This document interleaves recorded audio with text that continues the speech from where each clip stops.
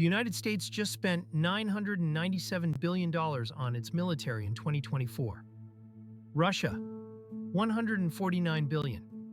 But here's the twist that'll blow your mind. When you adjust for purchasing power, Russia's real spending hits $462 billion, meaning they're buying almost as much firepower as all of Europe combined.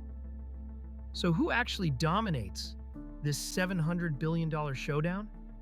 Let's talk raw numbers first.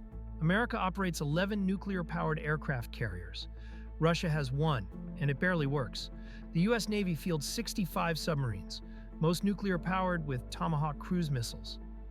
Russia's submarine fleet is capable, but a full generation behind. America has over 13,000 total aircraft, including 1,400 combat-capable fighters and bombers. Russia, less than 5,000 total aircraft. On paper, this looks like a total blowout. But Russia's playing a completely different game. While America spends 3.4% of its GDP on defense, Russia is burning through 7.1%. That's 19% of their entire government budget going straight to the military. They're operating on full war economy mode, something we haven't seen since the Cold War. And they're focusing on weapons designed specifically to counter American strengths. Enter hypersonic missiles. Russia's already deployed the Avangard hypersonic glide vehicle and the Kinzhal air-launched system.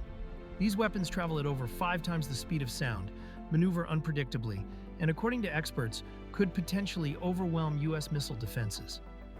China and Russia lead the hypersonic race, while America's still testing prototypes. The U.S. Dark Eagle won't be operational until the late 2020s at the earliest. Here's where it gets really interesting. Nuclear arsenals. Russia possesses 5,459 nuclear warheads. America has 5,177.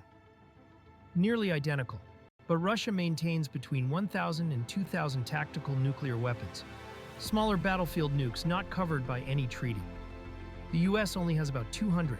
Russia and America together control 90% of all nuclear weapons on Earth. The real difference isn't just hardware, it's strategy. America projects power globally with those 11 carrier strike groups,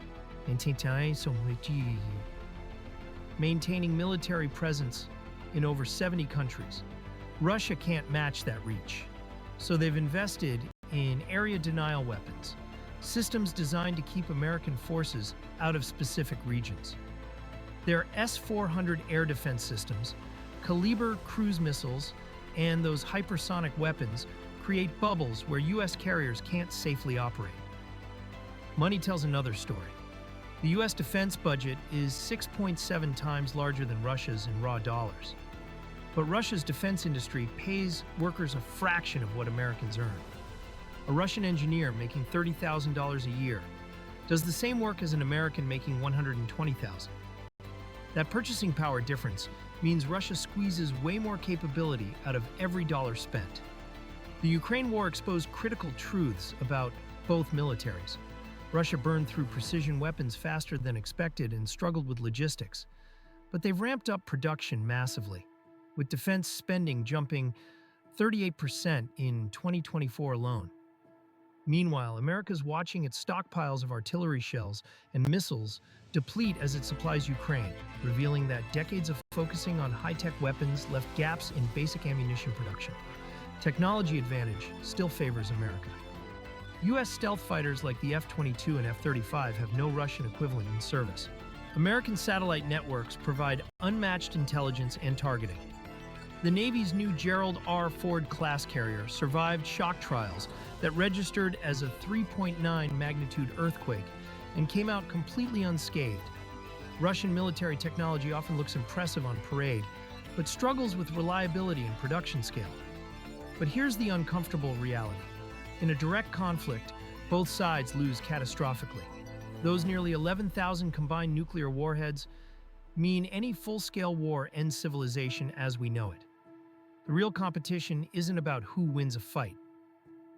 It's about deterrence, influence, and regional control. Russia's military is designed to defend its borders and project power in neighboring countries. America's military is built to fight anywhere on the planet simultaneously. The bottom line? America dominates in global power projection, technological sophistication, and sheer scale. Russia dominates in regional area denial, nuclear parity, and cost-effective weapons production. The $700 billion question isn't who would win. It's whether this new arms race with hypersonic missiles and AI-guided weapons makes the world safer or pushes us closer to catastrophe. Both countries are betting their futures on very different answers.